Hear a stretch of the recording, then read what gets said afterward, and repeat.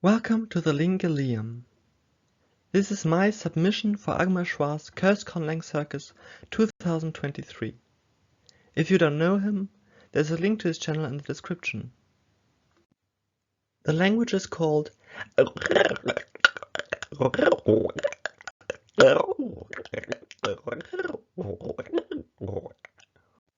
you could also call it Gurgle. It is spoken on another planet by a species much more intelligent than human beings, which will be important for the grammar and the writing system later on. But I still try to keep the language naturalistic, at least considering the intelligence of the species. Let's start with the phonology. As far as I know, the sounds in the language don't really exist in any natural language on Earth, especially because what I'm going to present are only approximations, and when the species pronounces the words, of course, they will sound a bit different. There are gurgles. They can be egressive and ingressive. The egressive gurgle sounds like, and this is the so-called lax and voiceless version. And there are also two other variants which differ in the rounding of the lips, at least in the way we approximate these sounds. A rounded version and a tense version. And these are obviously voiceless, but there are also voiced versions. A low and a high. And they're very similar, at least in the approximation, to the uvular trill, and they can be combined with the rounded and tense. So for example, the low, rounded, aggressive gurgle would sound like and the tense, etc. Of course, this is only the romanization. The actual script I will explain later. And it's also not IPA in any way, because the sounds don't exist in the IPA or on Earth at all. Then we have the ingressive gurgle, which can also be rounded and tense, and also voiced and low and high. Then we have the glug, which is sometimes rounded or tense, but never voiced, and always follows a gurgle. And if the gurgle is egressive, the glug will be ingressive and vice versa. And the roundedness of the glug also depends on the roundedness of the preceding gurgle, which is why roundedness is not really marked in the romanization, and these symbols are in brackets. So for example, an egressive gurgle followed by an ingressive glug would sound like. Then we have the gulp. It is never voiceless, or to be more precise, it is always either low or high, and the low one sounds like and the high one sounds like. And then we have the rounded and the tense. For example, the rounded low gulp sounds like and the tense one sounds like. And finally there's the grumble. It is also never voiceless and never rounded or tense. The low version sounds like ooh, and the high version like ooh. The grammar is fundamentally different from anything we get on Earth. The closest perhaps we can get is with non-concatenative languages like Arabic. Only that in Arabic we have usually only 3 or 4 radicals, which are modified by so-called transfixes. And in this language we have 21 what I call slots for grammatical categories. So every single slot encodes a grammatical category, and in every of those 21 different categories there are 9 or 6 subcategories, which I'm going to present later. And another thing is, because we have this vast amount of slots at our disposal, there are no different word classes. There's only one word class, so which is to say there's none. And the way you fill the different slots, the word class is determined, so to speak, only that one word can also be a whole sentence in English. So we can't really talk about word classes here. The grumble can be inserted for every single slot and either negates this slot if it is the low grumble, or asks whether the content of the slot is true, so it's interrogative, if it is the high grumble. And each slot consists of either an egressive grumble, an ingressive grumble, either of them followed by a glug, or a gulp. And the subcategory of the slot, for example, in the case slot, this would be the nominative, genitive, accusative, etc., is determined by the variant you choose. So tense, rounded, low, high, or any of the combinations. But the gulps don't have voiceless variants. So there are only 6 instead of the usual 9 different variants and different grammatical subcategories you can encode in a slot with a gulp. And there can be 5 gulps at most in a word, because there are only 5 different grammatical categories that have only 6 instead of 9 subcategories. But this means that the positioning of the gulps in the lexeme determines the order of the grammatical categories. So every single lexeme has a different order of grammatical categories which you have to learn, and this potentially lies in the thousands. So this is probably the most cursed aspect of the grammar, especially if you consider the implications. For example, if someone utters a word, the listener only knows which lexeme it is once the whole word is finished, because we have only 5 different sounds that are modified in each slot, right? So 21 slots, it's of course a lot of combinations possible, so every possible meaning you would wish for in a language can be encoded in a word, but you have to wait until the end to know which word it is. And this means only in the end you know which grammatical category is assigned to which slot, right? So you have to memorize at least one word at a time, and every single sound that is uttered, every single variant of the different sounds, and then retrospectively assign the different categories and interpret the word.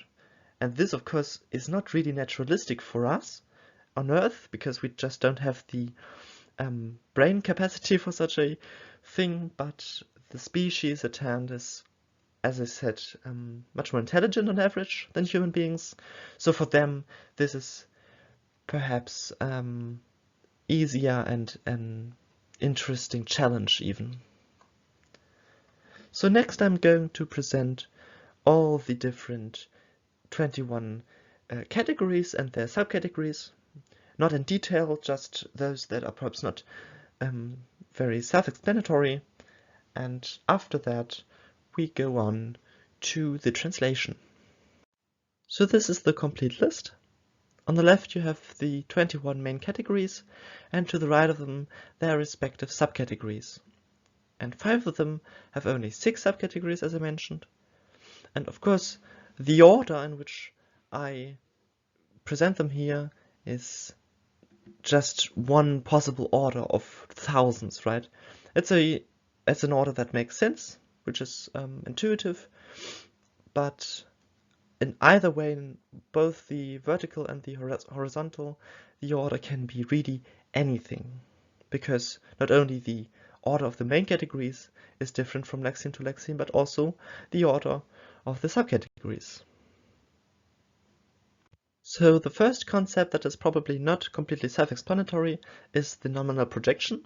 That's a term I came up with myself, and it's basically a way of nominalizing a verb, or in this case, of course, just an action that is expressed through different categories in combination.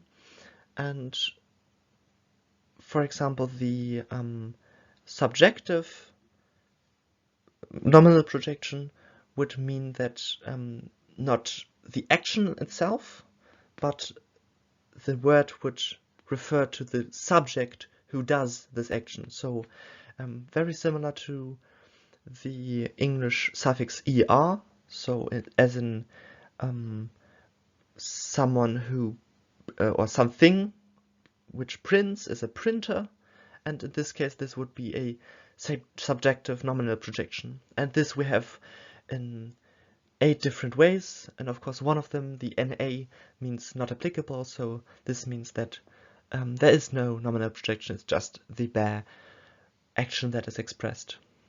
The next one is the combination of case, proximity, and location, which is a very complex system that I talk about in the previous video on my channel, so if you're more interested in it, check it out.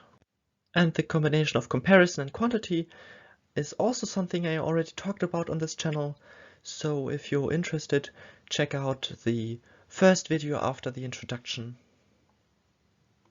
Finally, we have the verbal projection, which adds an action to what is expressed by the root, which is usually a nominal concept and not a verbal concept.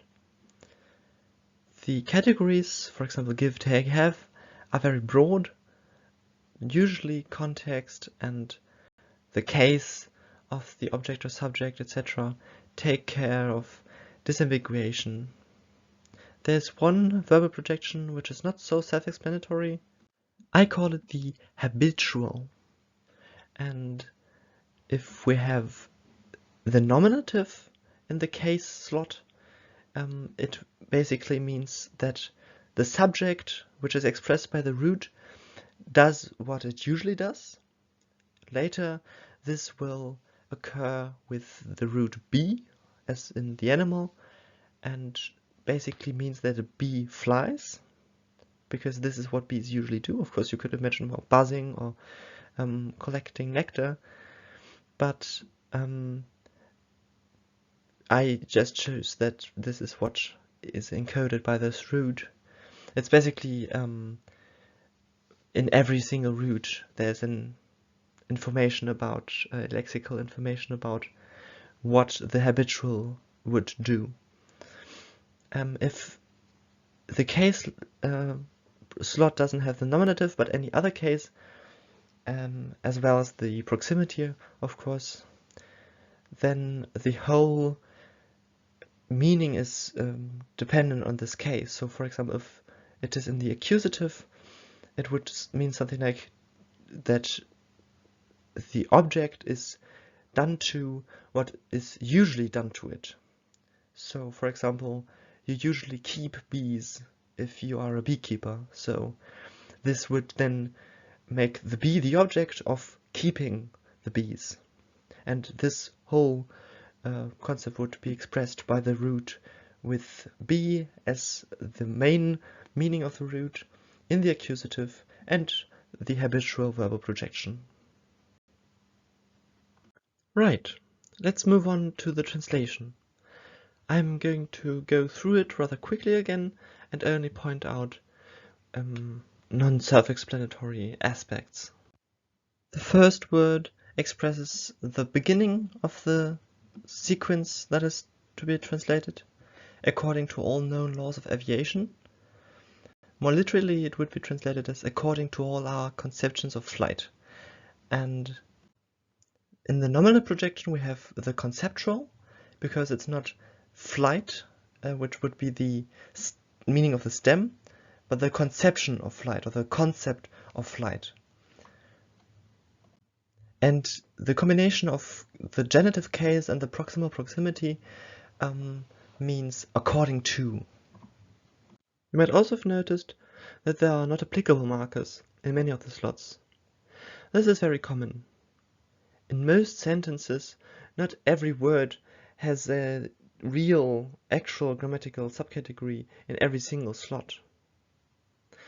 Which sounds variant is used for the not applicable is also dependent on the lexeme and not always the same. In this respect, of course, the language is rather unwieldy and ineffective. I think this makes it even more cursed, but of course at the same time also more naturalistic. The next word is "there is no way a bee should be able to fly," or more literally, a reason why all bees can do what bees usually do actually seems not to exist. The "a reason why" is expressed by the causal nominal projection. The "seems not to exist" of the more literal translation is expressed by the combination of the illusory evidentiality and the negated subject essive syntax. And the verbal projection habitual expresses the bees do what bees usually do, and of course in combination with the ability modality. In the word "its wings are too small," the concept "are too small" is expressed by a combination of the excessive comparison, diminutive quantity, and verbal projection with be. Then we have the word "to get off the ground," with being the object which comes to the next word.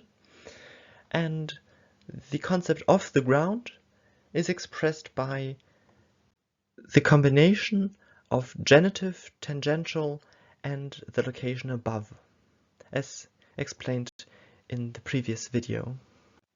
Here I think everything is rather self-explanatory. Here we have the habitual again. We have a verbal projection with think in this word. And finally, the last word expresses what humans think is possible, with the nominal projection objective and the verbal projection think. Now, before I read out the translation, I want to present the writing system. The language is generally carved into rocks or faces of cliffs using the tentacles, which are also used for extracting nutrition from minerals. And the language is read by means of echolocation, because this species doesn't have any sense of vision. When rocks are used, they usually just pick them up from the ground and write one word per rock. On the one side of the rock, the lexeme or the root is carved with a unique character for every single root, just like in Chinese.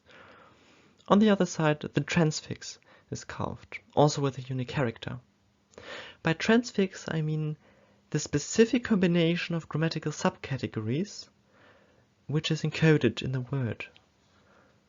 If we assume that every single combination occurs, this would mean you have to learn a number with 15 zeros of those symbols.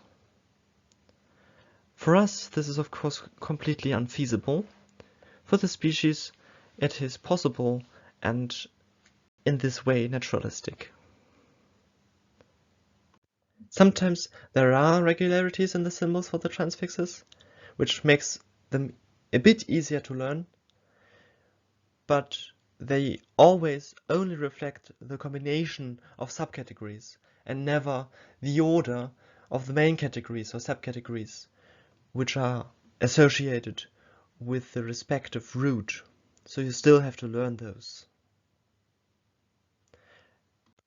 And then there is an optional third symbol for negation and interrogative, which are, as I mentioned earlier, expressed by the low or high grumble, respectively, which are inserted before the slot which they modify.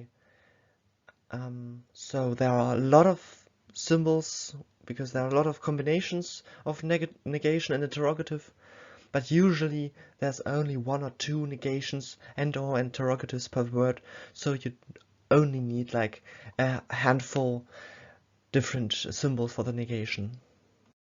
And this is the translation. Every line is one of the 8 words I showed earlier. If you take away the diacritics, you get the roots, which are one of the 2 characters which are carved on the stones, and the diacritics are basically the other character, the transfix. Obviously, this is just the romanization. The characters themselves are unique and don't have those kinds of regularities.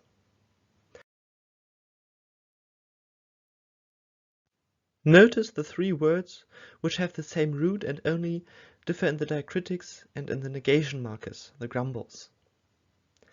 These are the 3 instances of the root B, or the equivalent, of course, on their planet. They don't have exactly the B's we have on Earth, obviously. I will now read out the translation.